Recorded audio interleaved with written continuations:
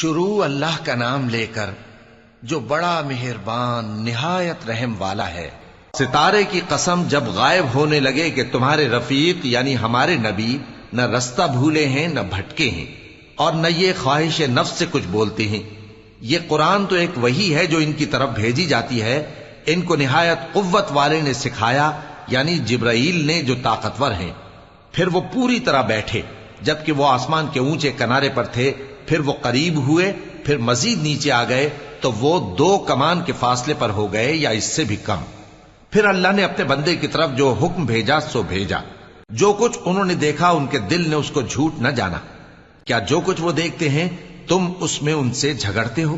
اور انہوں نے اس کو یعنی جبرائیل کو ایک اور بار بھی اترتے دیکھا ہے سدرۃ المنتہا کے پاس۔ اسی کے پاس ہمیشہ رہنے کی بہشت ہے، جبکہ اس بیری پر چھا رہا تھا جو چھا رہا تھا۔ ان کی آنکھ نہ تو اور طرف مائل ہوئی اور نہ حد سے آگے بڑھی۔ انہوں نے اپنے پروردگار کی قدرت کی بہت ہی بڑی بڑی نشانیاں دیکھی۔ بھلا تم لوگوں نے لات اور عزا کو دیکھا اور تیسری مورتی یعنی منات کو؟ مشرکو، کیا تمہارے لیے تو بیٹے ہوں اور اللہ کے لیے بیٹیاں؟ یہ تو بہت ہی بے انصافی کی تقسیم ہوئی۔ وہ تو صرف نام ہی نام ہے جو تم نے اور تمہارے باپ دادا نے رکھ لیے ہیں، اللہ نے تو ان کی کوئی سند نازل نہیں کی۔ یہ لوگ محض خیال و گمان اور خواہشات نفس کے پیچھے چل رہے ہیں، حالانکہ ان کے پروردگار کی طرف سے ان کے پاس ہدایت آ چکی ہے۔ کیا جس چیز کی انسان آرزو کرتا ہے وہ اسے ضرور ملتی ہے؟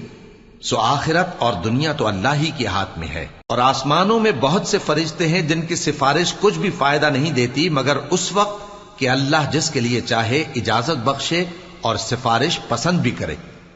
جو لوگ آخرت پر ایمان نہیں لاتے وہ فرشتوں کو لڑکیوں کے نام سے موسوم کرتے ہیں، حالانکہ ان کو اس کی کچھ خبر نہیں۔ وہ صرف خیال و گمان پر چلتے ہیں، جبکہ خیال و گمان حق کے مقابلے میں کچھ کام نہیں آتا۔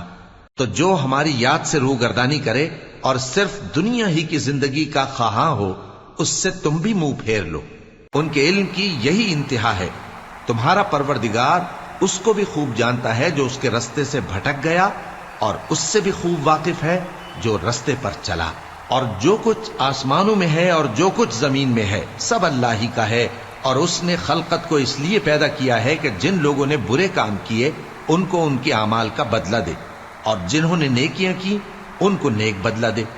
جو صغیرہ گناہوں کے سوا بڑے بڑے گناہوں اور بے حیائی کی باتوں سے اجتناب کرتے ہیں، بے شک تمہارا پروردگار بڑی بخشش والا ہے۔ وہ تم کو خوب جانتا ہے۔ جب اس نے تم کو مٹی سے پیدا کیا اور جب تم اپنی ماؤں کے پیٹ میں بچے تھے تو اپنے آپ کو پاک صاف نہ جتاؤ۔ جو پرہیزگار ہے وہ اس سے خوب واقف ہے۔ بھلا تم نے اس شخص کو دیکھا جس نے منہ پھیر لیا اور تھوڑا سا دیا پھر ہاتھ روک لیا؟ کیا اس کے پاس غیب کا علم ہے کہ وہ اسے دیکھ رہا ہے؟ کیا جو باتیں موسیٰ کے صحیفوں میں ہیں ان کی اس کو خبر نہیں پہنچی؟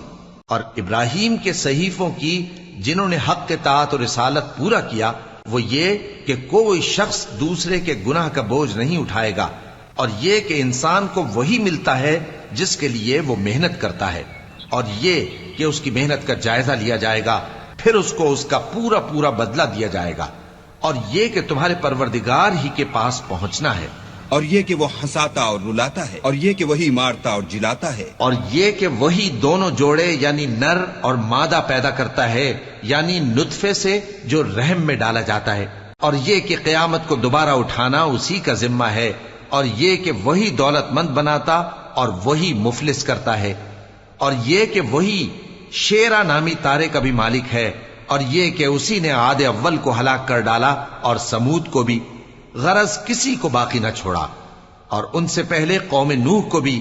کچھ شک نہیں کہ وہ لوگ بڑے ہی ظالم اور بڑے ہی سرکش تھے، اور اسی نے الٹی ہوئی بستیوں کو دے پٹکا، پھر ان پر جو چیز چھا گئی سو چھا گئی۔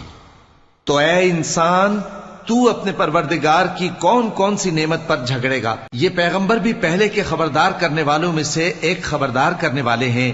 آنے والی یعنی قیامت قریب آ پہنچی، اس دن کی تکلیفوں کو اللہ کے سوا کوئی دور نہیں کر سکے گا۔ اے کافرو، کیا تم اس کلام پر تعجب کرتے ہو اور ہنستے ہو اور روتے نہیں؟ اور تم غفلت میں پڑے ہو تو اللہ کے آگے سجدہ کرو اور اسی کی عبادت کرو۔